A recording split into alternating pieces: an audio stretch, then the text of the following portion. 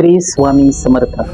अखिल भारतीय श्री स्वामी समर्थ सेवा आध्यात्मिक विकास व बाल संस्कार मार्ग दिंडोर प्रणित युवा कोळीवाडा केंद्र येणाऱ्या बुधवारी 29 जुलै 2026 रोजी दिंडोरी प्रणित सर्वच केंद्रात व्यास पौर्णिमा म्हणजे गुरुपौर्णिमा म्हणून आपण साजरी करत असतो. या दिवशी परब्रह्म भगवान श्री स्वामी समर्थ महाराजांना आपण आपले गुरुपद स्वीकारण्याची विनंती करतो. आपल्या प्रापंचिक तथा आध्यात्मिक संसार रूपी गाडा योग्य दिशेने व सुखकर होण्यासाठी आपण या दिवशी महाराजांना विनंती करत असतो. या गुरुपौर्णिमेपासून ते पुढच्या गुरुपौर्णिमेपर्यंत वर्षभर माझा व माझ्या कुटुंबाचा सांभाळ करावा ही विनंती आपण महाराजांना करत असतो.